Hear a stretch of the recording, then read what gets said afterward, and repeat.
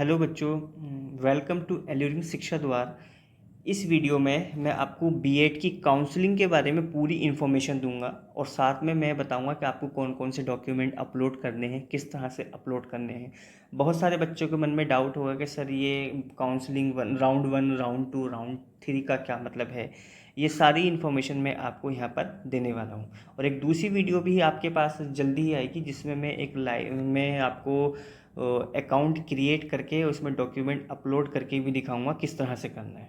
ठीक है, तो इसमें जो काउंसलिंग स्टार्ट हो रही है वो 10 जुलाई से हमारी स्टार्ट होगी। फर्स्ट काउंसलिंग जो स्टार्ट होगी और 12 तक हमारी रहेगी।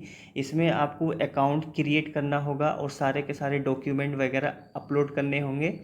उसके बाद 13 जुलाई को क्या होगा कि जो डॉक्यूमेंट आपने अपलोड किए हैं वहाँ के ऑफिसर जो है वेरीफाइंग ऑफिसर हैं वो उस डॉक्यूमेंट को वेरीफाई करेंगे और जब वो वेरीफाई हो जाएंगे तो उस पर क्या है कि अगर कोई डॉक्यूमेंट गलत होता है या आपसे गलती से कोई दूसरा डॉक्यूमेंट अपलोड हो गया हो या आपने स्कैन वो ठीक से नहीं हो पाया हो तो उस केस में वो आपके अकाउंट पर जो आपने अकाउंट बनाया होगा उस पर आपको 18 जुलाई को चेक करना और उस पर आपको री अपलोड करने का ऑप्शन आएगा। वहाँ पर जो है आपको वही डॉक्यूमेंट जो गलती से दूसरा अपलोड हो गया या वो ठीक से अपलोड नहीं हो पाया उसको आपको री अपलोड करने के लिए वहाँ पे ऑप्शन आएगा। ठीक है ना। फिर उसके बाद उससे अगले दिन जो आपने डॉक्यूमेंट अपलोड किया है उसके लिए क्या होगा, फिर से वो लोग उसको वेरीफाई करेंगे।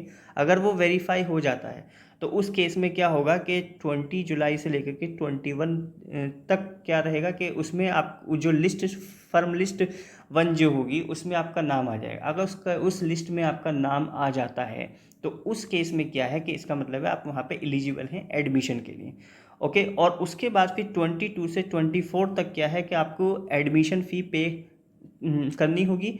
और उसके बाद क्या है कि 25 जो जुलाई है उस तक आपका जो है फाइनल एडमिशन हो जाएगा। ओके, ये रहा हमारे पास राउंड वन के लिए पूरी की पूरी इन्फॉर्मेशन।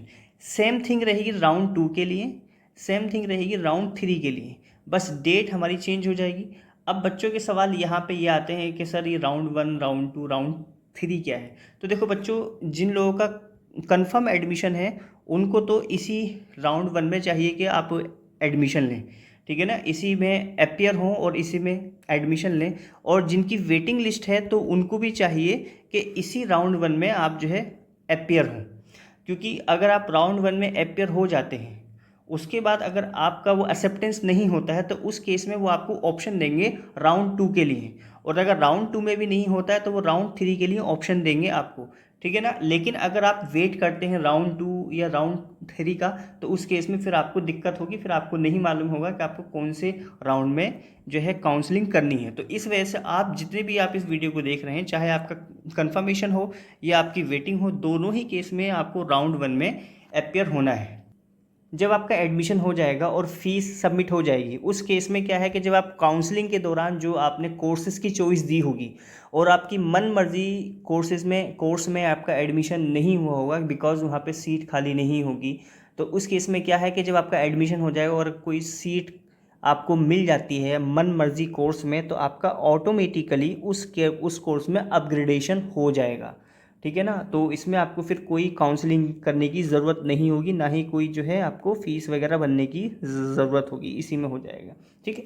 अब हम थोड़ा सा देखते हैं कि हमको काउंसलिंग के लिए जो हमारे पास ये वाला प्रोसेस है ये किस तरह से हमको करना होगा।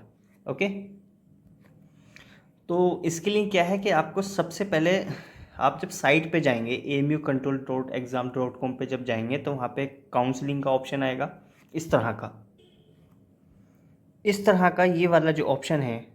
जब ये वाला ऑनलाइन काउंसलिंग एडमिशन जो पोर्टल वाला ऑप्शन है इस पर जब आप क्लिक करेंगे, ठीक है, तो क्लिक करेंगे तो आपको आपके पास इस तरह का इंटरफेस आएगा। तो इसके लिए आपको क्या है कि ईमेल आईडी चाहिए होगी और आपको इसका पासवर्ड चाहिए होगा। वो तो आपके पास होगी नहीं क्योंकि आज जब तक आप साइन अप नहीं करेंगे तब तक जो है आपके पास ईमेल आईडी और उसका जो पासवर्ड है वो यहाँ पे मैच नहीं करेगा। तो इसके लिए आपको सबसे पहले, अगर आपने अकाउंट नहीं बनाया होगा तो सबसे पहले आप इसमें करेंगे साइन अप। तो साइन अप करने पे आपको जो रोल नंबर आपका होगा वो चाहिए होगा, एप्लीकेशन नंबर चाहिए होगा और आपकी डेट ऑफ बर्थ चाहिए होगी, यहाँ पे आपको फिल करना पड़ेगा। ओके, अब देखिए, अब यहाँ पे देखिए, वहाँ से अब ज़रा हम यहाँ पे करते हैं बात। जब आप रोल नंबर, एप्लीकेशन और जॉब आपकी फिल कर देंगे, तो उसमें जब आप नेक्स्ट करेंगे तो उस केस में इस तरह का एक बहुत बड़ा वाला स्टेटमेंट लिखा हुआ आएगा। आपको कुछ नहीं करना है, आपको इस वाले बॉक्स पे टिक करना है। ठीक है, टिक करने के बाद ओके करना है।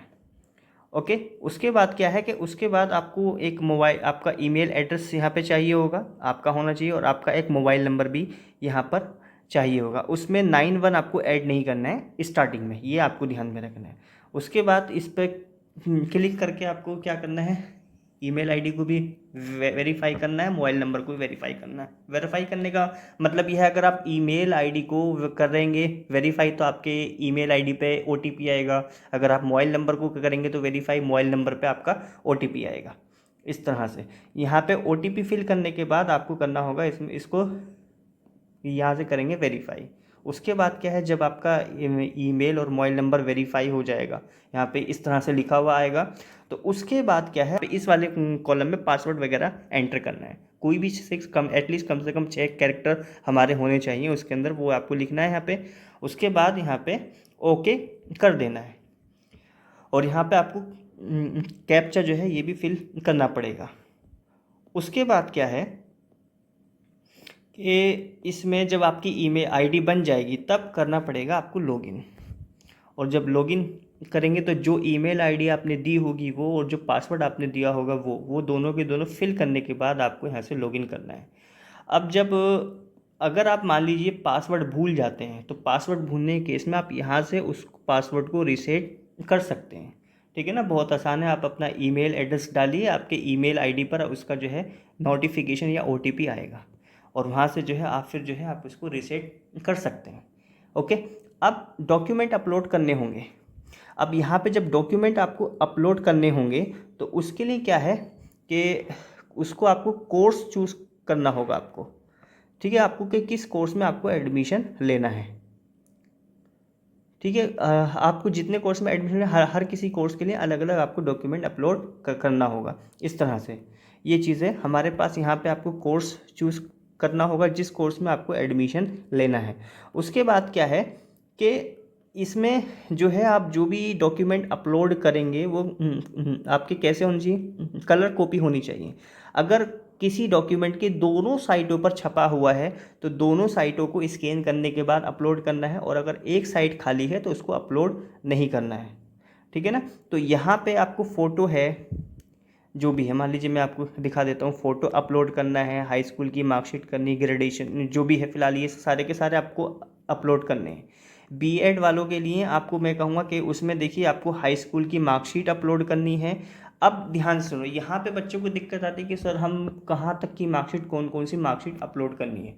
जो बीएड वाले बच्चे हैं उनको बीएड से पहले उन्होंने जितने कोर्सेज कर रखे हैं, यानी कि 11, 12, 9, 10 जो कर रखा है, वो सारा का सारा डॉक्यूमेंट उनको अपलोड करना होगा। क्लास 10th की मार्कशीट करनी है, और उसके बाद क्लास 12th की जो है मार्कशीट वो उसको भी करना होगा। और उसके बाद अगर आपकी कोई स्पेशल कैटेगरी है उसको भी आप अप्लाई अगर आप पर होती है तो उसका भी डॉक्यूमेंट आपको अपलोड करना होगा। अगर मान लीजिए कोई बीएड के अलावा बड़े कोर्स में, पीजी कोर्स में एडमिशन लेता है जैसे कि एमबीए, तो उसमें क्या करेगा कि जो यूजी वाले कोर्स हैं, यूजी वाले कोर्स तक जितनी भी डॉक्यूमेंट्स हैं वो सारे के सारे उसको अपलोड करने होंगे। ठीक है ना, यानी कि जैसे बीए है तो बीए के भी करनी होंगी, साथ में 12th की भी करनी होंगी, यानी कि 10th और 12th दोनों की मार्कशीट अपलोड करनी होंगी। ठीक है ना, और अगर क्या चीज़ है कि कोई स्टूडेंट शॉर्ट लिस्टेड होता है स्पेशल कैटेगरी में, तो उसको उसका डॉक्यूमेंट भी अपलोड करना होगा। ठीक है जी। अब इसके अलावा जो है कौन कौन से डॉक्यूमेंट जो आपको अपलोड करने होंगे, इसके अलावा वो ये है, आपको माइग्रेशन सर्टिफिकेट भी अपलोड करना होगा, और जितने भी आपके हाई स्कूल की यानी कि क्लास 10th की मार्कशीट वगैरह भी है, एनओसी भी है, अगर कोई लगता है आप पर तो वो भी आपको अपलोड करना होगा। और अगर मान लीजिए कि मास्टर में है तो मास्टर में अगर इंजीनियरिंग के एग्ज़ाम में कोर्स में है तो अगर वहाँ पे गेट का कोर्स जो है एग्ज़ाम एलिजिबल है तो वो आपको अपलोड करना होगा। उसके बाद जो फ़ोटो की फॉर्मेट आप अपलोड करेंगे फ़ोटो और साइन के वो आपके जेपीजे या जेपीईजे या बीएमपी में होने चाहिए, ठीक है ना। जैसे फ़ोटो है, हाई स्कूल है। और दूसरी चीज़ ये है कि आपको क्या है 1 बाय 1 अपलोड करना है, सारे कोर्स एक साथ अपलोड नहीं करने हैं। यानी कि आपको यहाँ से चूज़ करना होगा कि आपको कौन सा डॉक्यूमेंट अपलोड करना है, ठीक है। उसमें यहाँ से अपलोड चूज़ करने के बाद जब आप यहाँ से इसको चूज़ करेंगे तो यानी कि फ़ोटो अपलोड करना है, सिग्नेचर अपलोड करना है, हाई स्कूल या इक्विवेलेंट के कोई सा भी सर्टिफिकेट आपको अपलोड करना है। उस पर क्लिक करने के बाद आप यहाँ पे चूज़ फाइल पर क्लिक करेंगे, ये रहा, ठीक है। और जब उस पर क्लिक करने से पहले क्या होगा कि उस डॉक्यूमेंट का नाम आपको यहाँ पर लिखना होगा। वो डॉक्यूमेंट का नाम यहाँ पे जब वो डॉक्यूमेंट अपलोड हो जाएगा तो वो यहाँ पे शो होगा। और उसके बाद फिर फाइल को चूज़ करना होगा, फाइल को चूज़ करने के बाद उसको अपलोड करना होगा। ये रिपीटिशन आपको जो है सेम बार बार रिपीट करना होगा, बार बार जितने डॉक्यूमेंट की रिक्वायरमेंट होगी सारे के सारे जब आप डॉक्यूमेंट अपलोड कर रहे होंगे तो उन सब में जो है आपको ये बार बार रिपीटिशन करना होगा। बाकी का जो है मैं कल वीडियो जब काउंसलिंग स्टार्ट हो जाएगी तो उस दौरान आपके पास एक वीडियो आ जाएगी, उसमें देख करके आप आराम से कर देना फिल, ठीक है। अगर मान लीजिए गलती से कोई चीज़ फिल हो जाती है तो आप इसको रिसेट करके उसको डिलीट भी कर सकते हैं।